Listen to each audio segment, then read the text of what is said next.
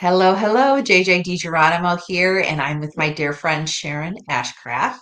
We have started this series to help lightworkers and healers really work to raise their energy, heal their souls, and work with different things they can do each day to really work on their frequency. And so Sharon and I, over the last few weeks, have been discussing different topics, and she created a really neat 5 series package that not only includes the vitamins that we're going to discuss today, but also we're going to talk about herbal supplements, homeopathic, flower essence, which I'm excited about that, and Ayurvedic. So I'm super excited to have this time in the series because I think it really helps us kind of think about holistic alternatives all together rather than, take this medicine or take this essence or do this movement. And I think having this series is going to be really exciting because it's going to be all these data points in one place. So, Sharon, thank you so much for joining us. Thank you. Thanks for So, I giving me love this. the opportunity. Yes, I love the opportunity and I love the 5 most recognized alternative pathways to wellness that you've put together for us. And I'm looking forward to diving into each one of these vitamins, herbal supplements, homeopathic, flower essence, which I know you love too, and Ayurvedic. So each week we'll talk about these in depth for each one. But today we're really going to focus on vitamins and minerals, which I think is really important because most people I know take some type of vitamin. So maybe just an overarching, like, what do you think about when you think about vitamins and minerals? Well, to start out, like you said, most people nowadays are taking it. And I think the statistics, even like 78% of Americans take some form of a supplement, if even if it's just a regular daily vitamin. Um, and I think there are a lot of good reasons for taking supplements. I still advocate first and foremost, to try to always get your nutrition and keep your health and store your health, restore your health with food, nutritional food. But there are several different reasons why people might want to choose to use vitamins and minerals or, some sort of a supplement. And one of the reasons could be maybe they're thinking of becoming pregnant, enlarging their family, and the woman might need a little extra folate. Or it could be somebody who is vegan and knows they need an extra B12, or they're not sure if they're getting their daily requirements. So that would be another reason. Or a person who can be totally honest with themselves and say, you know what, I don't like vegetables and I don't like that many fruits. That's a person who's going to need a supplement to ensure that they're getting those extra things in their diet by means of a supplement. Even somebody who gives blood regularly, somebody could be anemic or something of that fashion. So vitamins do play an important role with our body and with our health. So we always want to make sure that we're getting the best bang for our buck. I mean, we don't want to take a vitamin, just, run silly-nilly to the store and say, oh, there's a multivitamin. I don't care what brand it is. I'm just going to grab one because, they all work the same. Definitely they do not. And that's what we're here to talk about today.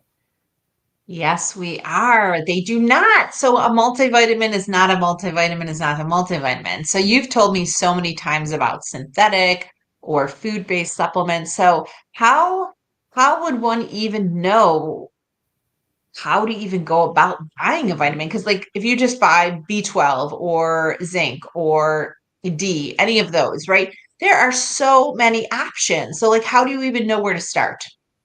Well, with a vitamin supplement, the best form is going to be a whole food source. So most vitamins that are on the shelf are synthetic. And I'm not going to say there's something wrong with the synthetic ones, but they are not the same and they don't deliver the same in our body, because I don't care how top of the grade they are as a synthetic, they are still not recognized in our body when we take them as a whole food vitamin would be, because the body knows what to do with food. But with a synthetic vitamin, It can still be, like I said, it can be produced in a lab. It can cost a fortune. It can be the best one on the market in the synthetic line. It's still going to be inferior to a whole food vitamin, because a synthetic vitamin takes one constituent and it tries to duplicate what the natural one or the whole food based one is. The whole food one contains the synergy of, the macronutrients. It has enzymes in it. It has probiotics in it. It has everything that it needs to give your body. So the synthetic one is always going to be inferior. And the way you know it, most of all that I can remember or think of, it will say right on it, food-based, whole food-based. It'll show you, it might even have a little picture of fruits and vegetables on the front of it. You'll know if it's synthetic.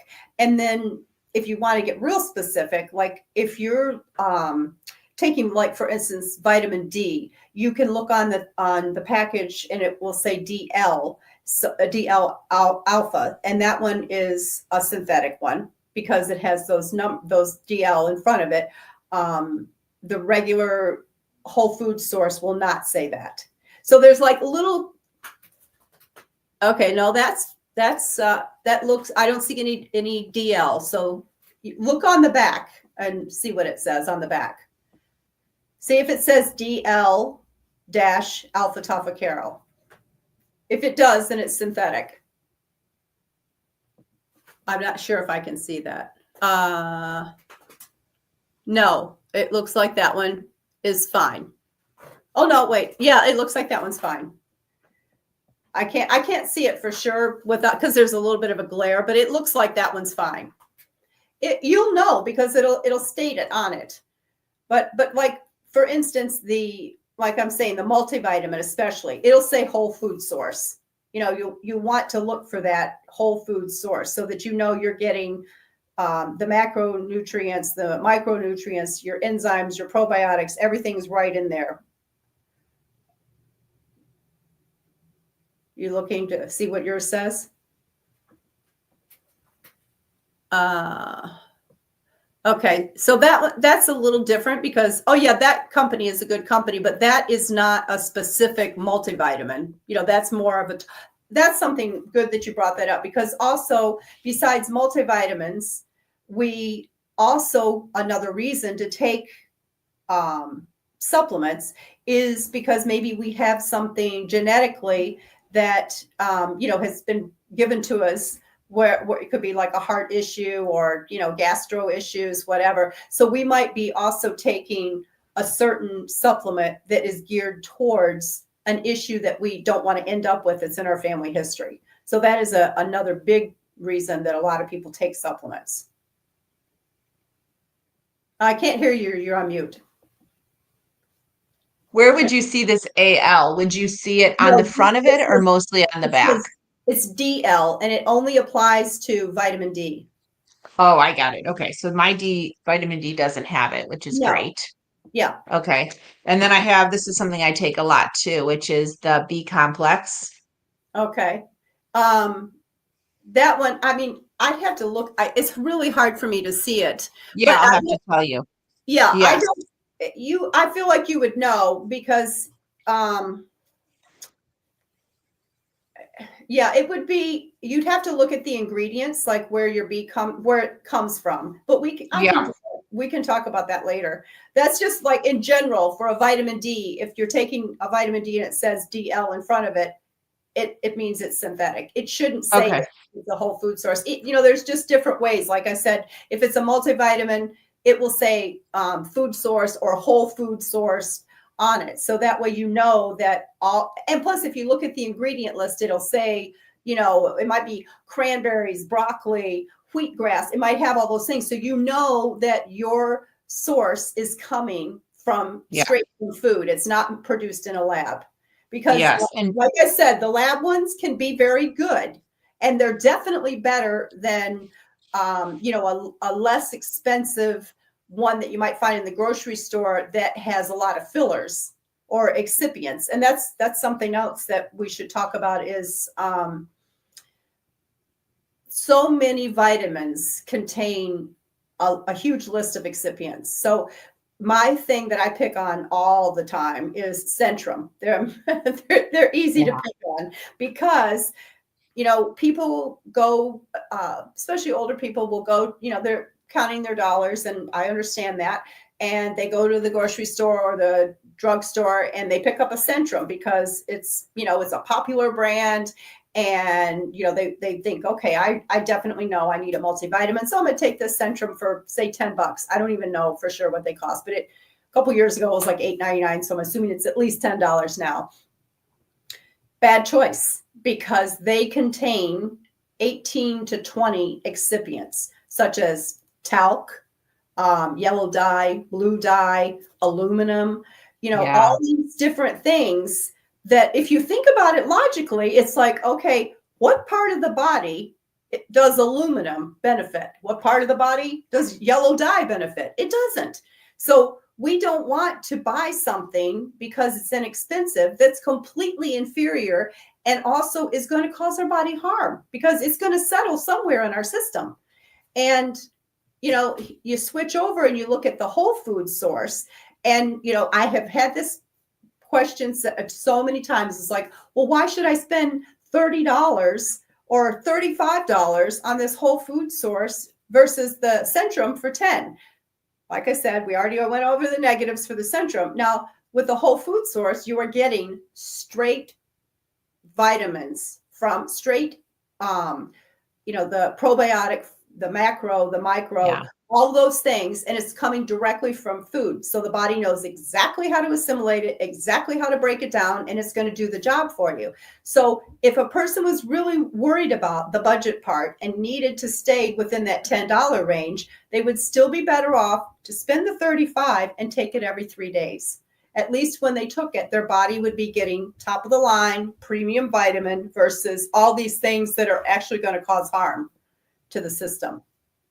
This is super valuable because who talks about this, right? So I didn't know the difference between synthetic versus food-based vitamins. So just the idea of like understanding when you read the label, make sure that it doesn't have a bunch of stuff you can't pronounce or has the DL in front of your vitamin D, and just look closely at the ingredients. Now, what about water soluble and fat soluble? Like, what is that all about? That's important too. So water soluble vitamins, that's like your vitamin C and your vitamin B. You don't have to worry if you're not going to ever get too much. So if you had a plethora of vitamin C, say you took 30,000 units in one day, it's not going to hurt you. You might spend the money and it's just going to you excrete it, it's just going to come out. So it's not a big deal. Nothing, and it is going to be a powerful impact. If a person was very ill and they had cancer, they had a very serious thing going on in their system, they'd want to take mega doses of vitamin C. But the other side of the coin, the A, D, E, and actually K, those vitamins are fat soluble. So that's why you'll see sometimes, it'll say, like that's why you want to keep the lid on so the kids don't get into it, because they're toxic if you take too much. That's why with gummies, it always makes me nervous because they taste good. So people are likely to pop a couple extra ones just because they taste good. But those vitamins store in our fat in our body. So, if they build up over time, they can become toxic. So you want to be careful and, pretty much follow the rule of what it says. The suggested dose is just that. It's a suggestion, but they always err on the side of caution and, saying 2 a day or 3 a day, whatever, because you have those elements of fat soluble vitamins. Oh, you're on mute again. So interesting. So if you have to choose, would you choose water soluble over fat soluble? Well, they're going to be mixed together. They're fat. Oh, I mean, a lot of times you will want to take extra vitamin C. Like I actually don't take a multivitamin. I take specific things targeting what I know my body would need the most. So I take vitamin C. But if you're taking a multivitamin, you're going to get both. You're going to get the, a certain amount of A, a certain amount of C, a certain amount of B. You'll have all those. It's a broad spectrum of all the vitamins that you need in your system. It's just that's the difference. And that's why, you have to be careful of not taking more than the dose says. But why do I need to understand water soluble versus fat soluble in vitamins? Do I want to take vitamins? You said they're mixed, that vitamins are both water and fat soluble? No, specific ones. So it's just that we should just know that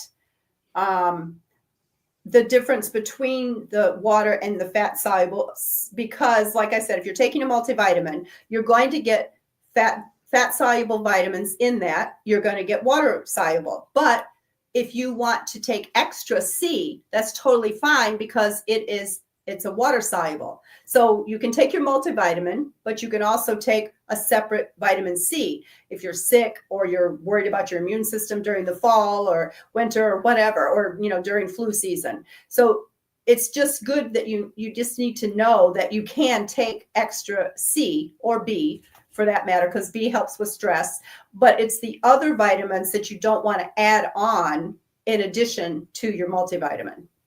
Okay, I see. So there's only certain vitamins that are water soluble, and those Yes. ones are ones you can take as much as you want. Right. Like I said, you can take as much vitamin C as you want. You would want to be careful with taking too much that might irritate your stomach. Sometimes. Yeah, that's fine. But does it say water soluble? Like, how do people know what No, is water soluble? You'll have to look it up on the internet. you're right. You'd have to know. Okay. And That's then what we're doing this for, so they know. yes, I love this. And then how about when you're thinking about vitamins or minerals, do you have an opinion over liquid over tablet, or does it matter? It absolutely does matter. Anyone with a compromised immune system should only take liquid vitamins or liquid anything, because the liquid doesn't have to go into our stomach to be digested. It goes immediately. We take it in, goes into our blood system, and we know that we're going to be getting the full potency. So the top of the line would be to take a liquid form if possible, or a spray, same type of thing, a lipo spray. The next would be a powder form, because you're going to mix it with water. So again, liquid is going to go in and start working right away. Then you're going to get down the tier. Liquid filled capsule or caplet would be the next one, because it's liquid gel inside. Then the next would be a regular powdered capsule. Then the last form and the least desired form is a tablet, because it's a pressed powder, but it's formed into a hard pocket, and it's got a pharmaceutical glaze if it's synthetic. It has a food glaze if it's whole food, but it's harder for the system to break it down. And sometimes, depending on if your system's more alkaline than acid, you could pass some of those tablets right through your system, Yeah. hardly digesting them at all. So, if you're looking to get 500 milligrams of something and you're taking this tablet, you're not going to get 500 milligrams. You'll be lucky if you get 100. Gummies, I don't usually even mention, because I feel like I wish they could take them off the market, because too many people buy them because they're like candy, and they definitely contain more sugar period than a regular vitamin.